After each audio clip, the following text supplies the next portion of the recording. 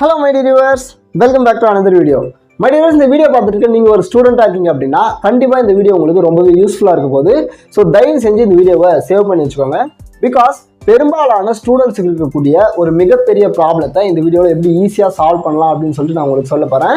என்ன ப்ராப்ளம் அப்படின்னு சொல்லிட்டு கேட்டிங்கன்னா, நீங்கள் ஸ்டூடெண்ட்ஸ் கிட்ட போய் உங்களுக்கு படிக்க பிடிக்குமா அப்படின்னு சொல்லிட்டு கேட்டிங்கன்னா நிறைய பேர் சொல்லக்கூடிய பதில் என்னவா இருக்கும்னா, ஐயோ ப்ரோ படிப்புனாலே தலைவலி ப்ரோ, புக்கை எடுத்து வச்சாலே தூக்கம் வருது, படிக்கணும்னு நினச்சா என்னன்றதே புரிய மாட்டேங்குது அப்படின்னு சொல்லிட்டு சொல்லுவாங்க. ஏன் அந்த மாதிரி சொல்கிறாங்க அப்படின்னு சொல்லிட்டு பார்த்தோம்னா, நிஜமாக உங்களுக்கு படிக்கிறதுக்கு பிடிக்கலையா அப்படின்னு சொல்லிட்டு பார்த்தாங்க. அப்படியெல்லாம் கிடையாது மை டியர் வியூவர்ஸ். பிகாஸ் நிறைய ஸ்டூடெண்ட் நிஜமாவே படிக்கிறதுக்காக நிறைய எஃபர்ட் போடுறாங்க. பட் எப்போ அவங்களுக்கு இந்த படிப்பு போர் அடிக்குது அப்படின்னு சொல்லிட்டு பார்த்தோன்னா, ஒன்ஸ் அவங்க புக் எடுத்து வச்சு படிக்கலான்ட்டு உட்காரும் போது அந்த புக்கை பார்த்தாலே அவங்களுக்கு தூக்கம் வரும். இல்லை படிக்கலாம் அப்படின்னு சொல்லிட்டு ட்ரை பண்ணால் அங்கே என்ன இருக்குன்றதே புரியாது. இல்லை நிறைய பேர் என்ன பண்ணுவாங்கன்னா, என்ன படிக்கிறோன்றதே தெரியாமல் பக்கமாக படிப்பாங்க. படித்து முடிச்சுட்டு என்ன படித்தோன்றதே சுத்தமாக மெமரியில் இருக்காது. அதுவும் இந்த மேக்ஸு, ஃபிசிக்ஸ், கெமிஸ்ட்ரி இந்த மாதிரியான டிபார்ட்மெண்ட்டில் இருக்கக்கூடிய ஸ்டூடெண்ட்ஸ்க்கெல்லாம் அது இன்னும் பெரிய தலைவலி. பிகாஸ் மற்ற டிபார்ட்மெண்ட் ஸ்டூடெண்ட்ஸ்னால் கூட ஓகே, தியரிஸ் வரும், இல்லாட்டி ப்ராக்டிக்கல் பேப்பர் வரும், ஈஸியாக எழுதி பாஸ் பண்ணிட்டு போயிடுவாங்க.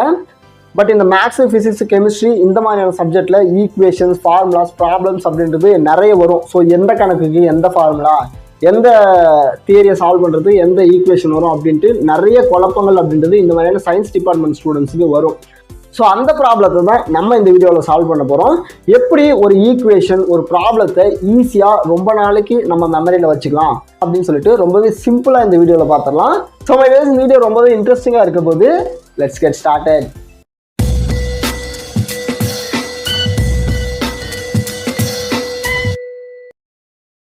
மை டியர் வியூவர்ஸ், இந்த மாதிரி ஈக்குவேஷன்ஸ், ஃபார்முலாஸ் எல்லாம் நீங்கள் ஈஸியாக மெமரி பண்ணணும், அதை ரொம்ப நாளைக்கு மெமரியில் வச்சுக்கணும், நமக்கு தேவைன்றப்பெல்லாம் ஈஸியாக எக்ஸாமில் அதை டெலிவரி பண்ணணும் அப்படின்னா அதை நீங்கள் டேரெக்டாக மக்கப் பண்ணுறதை விட்டுட்டு நிமோனிக் டிவைசஸை யூஸ் பண்ணி அதை அண்டர்ஸ்டாண்ட் பண்ணிட்டீங்க அப்படின்னா ரொம்ப நாளைக்கு அது உங்கள் மெமரியில் இருக்கும். அது உங்களுக்கு தேவைன்றப்ப ஈஸியாக உங்களால் அதை எக்ஸாம்ஸில் டெலிவரி பண்ண முடியும். நிமோனிக் டிவைசஸ்னால் என்ன ப்ரோ அப்படின்னு சொல்லிட்டு கேட்டிங்கன்னா, நிமோனிக் டிவைசஸ் அப்படின்றது இந்த மாதிரி ஈக்குவேஷன்ஸ், ஃபார்முலாஸை ஈஸியாக நம்ம அண்டர்ஸ்டாண்ட் பண்ணிக்கிறதுக்காகவும் அதை ரொம்ப நாள் மெமரியில் வச்சுக்கிறதுக்காகவும் உருவாக்கப்பட்ட ஒரு ஷார்ட்கட் மெத்தட் தான் இந்த நிமோனிக் டிவைசஸ் அப்படின்னு சொல்லிட்டு சொல்லுவாங்க. ஃபார் எக்ஸாம்பிள் மேத்தமேட்டிக்ஸை நம்ம எடுத்துக்கிட்டோம் அப்படின்னா அதில் நிறைய ப்ராப்ளம்ஸை நம்ம சால்வ் பண்ணணும் இல்லையா.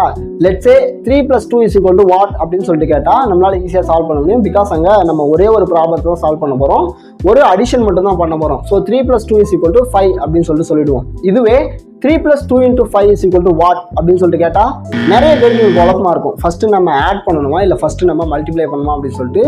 இதுக்கு மேத்தமேட்டிக்ஸில் ஒரு ரூல் இருக்குது. இந்த மாதிரி ஒரே ஈக்குவேஷனில் மல்டிபிள் ப்ராப்ளம்ஸ் வருது அப்படின்னா ஃபஸ்ட்டு நம்ம மல்டிப்ளை பண்ணணும், அடுத்தது தான் ஆட் பண்ணணும். So 2 × 5 = 10 and 10 + 3 = 13. ஆன்சர் இஸ் 13 அப்படின்னு சொல்லிட்டு சொல்லிடுவாங்க. ஸோ இதே சென்டென்ஸ் 8 + 16 × 5² - 10 = what அப்படின்னு சொல்லிட்டு வருதுன்னு வச்சுப்போமே. இங்கே என்ன பண்ணுவோம், நிறைய பேருக்கு இந்த விஷயம் தெரியாது. ஸோ இந்த மாதிரி ஒரே ஈக்குவேஷனில் பல ப்ராப்ளம்ஸ் வருது அப்படின்னா அதை சால்வ் பண்ணுறதுக்கு மேத்தமேட்டிக்ஸில் ஒரு ரூல் அப்படின்றது இருக்குது. இதை தான் ஆர்டர் ஆஃப் ஆப்ரேஷன் அப்படின்னு சொல்லிட்டு சொல்லுவாங்க. இந்த மாதிரி ஒரே ஈக்குவேஷனில் மல்டிபிள் ப்ராப்ளம்ஸ் வருது அப்படின்னா அதில் ஃபஸ்ட்டு நம்ம பேரந்தீசிஸை சால்வ் பண்ணணும், அதாவது ப்ராக்கெட்டில் இருக்கக்கூடியதை சால்வ் பண்ணணும். ரெண்டாவதாக எக்ஸ்போனன்ஸை சால்வ் பண்ணணும், அதாவது ஸ்கொயரில் இருக்கக்கூடியதை சால்வ் பண்ணணும். மூணாவதாக தான் நம்ம மல்டிப்ளிகேஷன் ஆர் டிவிஷன், இது ரெண்டுத்தில் எது ஃபஸ்ட் வருதோ அதை சால்வ் பண்ணணும். நாலாவதாக தான் அடிஷன் ஆர் சப்ட்ராக்ஷன், இது ரெண்டுத்தில் எது வருதோ அதை சால்வ் பண்ணணும். ஸோ இந்த ரூலை ஸ்டூடெண்ட்ஸ் மெமரியில் வச்சுக்க வேண்டியது ரொம்ப ரொம்ப அவசியம். பிகாஸ் மேத்தமேட்டிக்ஸ் படிக்கிற ஸ்டூடெண்ட்ஸாக இருக்கட்டும், இல்லை மேக்ஸை படிக்கிற ஸ்டூடெண்ட்ஸாக இருக்கட்டும், அவங்களுக்கு இந்த மாதிரி மல்டிபிள் ப்ராப்ளம்ஸ் வரக்கூடிய ஈக்குவேஷன் அப்படின்றது நிறைய வரும்.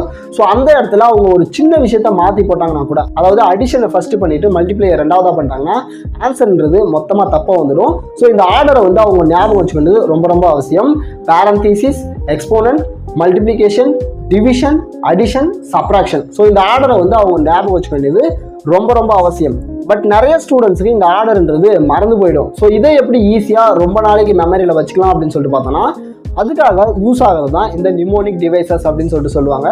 ஃபார் எக்ஸாம்பிள் இந்த ஆர்டரை நம்ம பெம்டாஸ் அப்படின்ற ஒரு நிமோனிக் டிவைசஸை வச்சு யூஸ் பண்ணிக்கலாம். PEMDAS, PEMDAS. இல்லாட்டி please excuse my dear aunt Sally அப்படின்ற நமக்கு தெரிஞ்ச ஈஸியான ஒரு சென்டென்ஸை வச்சும் ஞாபகம் வச்சுக்க முடியும். Please stands for parenthesis P, excuse stands for exponent E, my stands for multiplication M, dear stands for division D, aunty stands for addition A, and Sally stands for subtraction S. So இந்த மாதிரி நமக்கு பரிச்சயப்பட்ட சில சென்டென்ஸை வச்சியோ இல்லை நமக்கு ஈஸியாக ஞாபகம் வர மாதிரியான சில வார்த்தைகளை வச்சியோ ஒரு ஈக்குவேஷனை இல்லை ஒரு ஃபார்முலாவை இல்லை ஒரு ரூலை ஞாபகம் வச்சுக்கிறதுக்கு யூஸ் ஆகிறது தான் நிமோனிக் டிவைசஸ். ஃபார் எக்ஸாம்பிள் இதன் மூலிமா நம்ம ஃபார்முலாஸை கூட ஞாபகம் வச்சுக்க முடியும். நமக்கு தேவைன்ற நேரத்தில் அது ஈஸியாக ரீகால் பண்ணவும் முடியும். ஃபார் எக்ஸாம்பிள் நம்ம ஸ்கூல் படிக்கும்போது டிக்னாமெட்ரியில் sine theta, cos theta, tan theta and அதுக்கான ஃபார்முலாஸை படிச்சிருப்போம். பட் எத்தனை பேருக்கு அது இப்போ வரைக்கும் ஞாபகம் இருக்குது சொல்லுங்கள்? பிகாஸ் நம்ம sine theta is equal to opposite by hypotenuse, cos theta is equal to adjacent by hypotenuse, tan theta is equal to opposite by adjacent இப்படின்னு சொல்லிட்டு அதான் மனப்பாடம் பண்ணியிருப்போம்.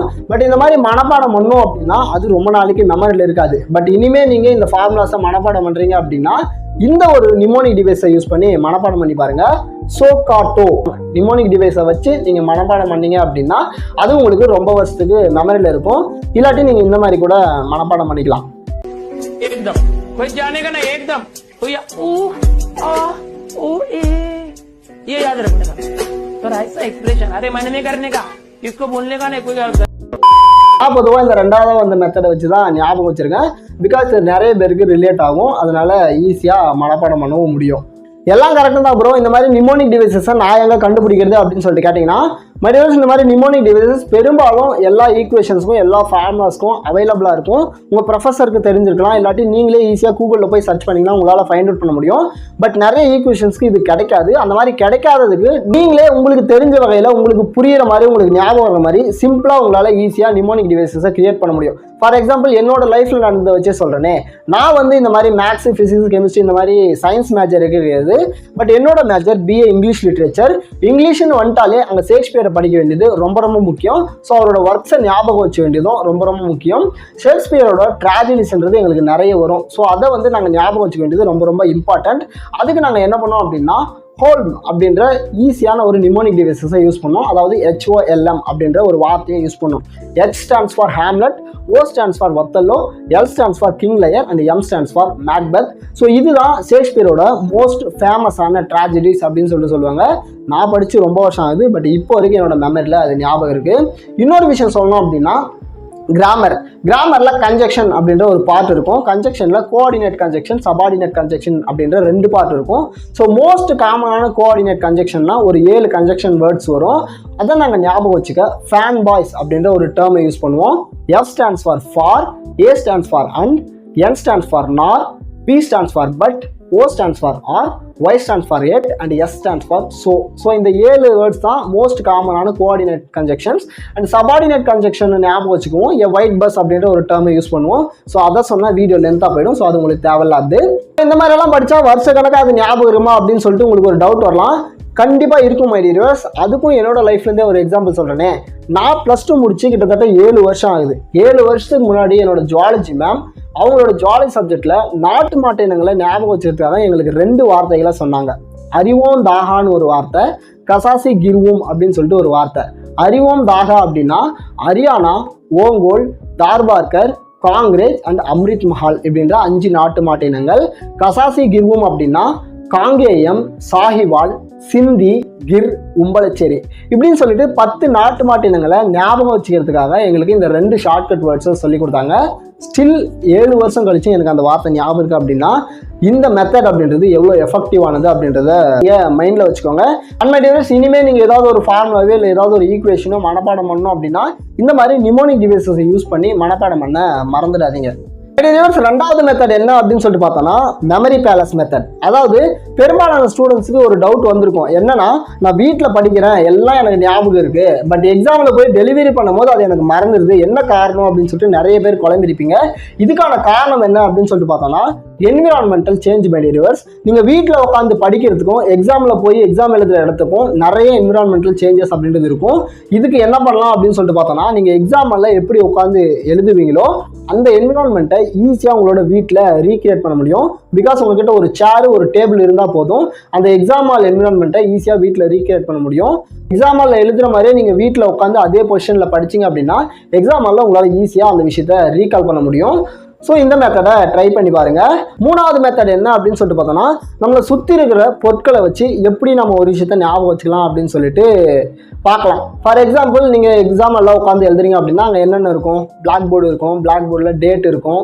அந்த டேட் வந்து நீங்கள் படிக்கக்கூடிய சப்ஜெக்டில் இருக்கக்கூடிய ஏதோ ஒரு இயர் கூட கனெக்ட் ஆகலாம். ஸோ அந்த டேட்டை வச்சு இந்த இயரை கனெக்ட் பண்ணி படிச்சுக்கோங்க. இல்லாட்டி அங்கே இருக்கக்கூடிய நம்பரை வச்சு இந்த நம்பர் வந்துச்சுன்னா இந்த இயர் அப்படின்னு சொல்லிட்டு ஞாபகம் வச்சுக்கோங்க. டக்குன்னு உங்களுக்கு அந்த நம்பரை பார்க்கும்போது டக்குன்னு உங்களுக்கு அது ஸ்ட்ரைக் ஆகும். இது ஒரு ஃபார்முலாவே இல்லை ஒரு ஈக்குவேஷனோ மனப்பாடம் பண்ணணும், மெமரியில் வச்சுக்கணும் அப்படின்னு சொல்லிட்டு விரும்புறீங்க அப்படின்னா, உங்களுக்கு பிடிச்ச ஒரு நடிகர் இருப்பார் இல்லையா, அவர் தான் அந்த ஃபார்முலாவை எழுதினாரு, இல்லை அவர் தான் அந்த ஃபார்முலாவை ஒரு சினிமாவில் டைலாக்காக பேசினாரு அப்படின்னு சொல்லிட்டு அது கூட ரிலேட் பண்ணி நீங்கள் ஞாபகம் வச்சுக்கிட்டீங்க அப்படின்னா அதை உங்களால் ஈஸியாக எக்ஸாமில் ரீகால் பண்ண முடியும். ஃபார் எக்ஸாம்பிள், போகை படத்தில் விஜய் ஒரு மாசான டைலாக் சொல்லுவார் இல்லையா, யார் அடிச்சா பொறி தட்டி பூமி அதிர்தோ அவன் தாண்டா தமிழ் அப்படின்னு சொல்லிட்டு, அந்த டைலாக்கை a+b the whole square is equal to a square plus b square plus 2ab அப்படின்னு சொல்லிட்டு நீங்கள் ஞாபகம் வச்சுக்கலாம். கேட்கறதுக்கு கொஞ்சம் ஃபன்னியாக தான் இருக்கும் மை டியர் வியூவர்ஸ். பட் நம்ம ஞாபகம் வச்சுக்கணும் அப்படின்னா அது எந்த அளவுக்கு சில்லியாக இருந்தாலும் பரவாயில்ல, நமக்கு அது ஞாபகம் வந்தால் போதும். நீங்கள் ஞாபகம் வச்சுக்கணும் அப்படின்னா இந்த மாதிரி ரிலேட் பண்ணி படிக்கிறதுனால ஈஸியாக உங்களால் எக்ஸாமில் டெலிவர் பண்ண முடியும்.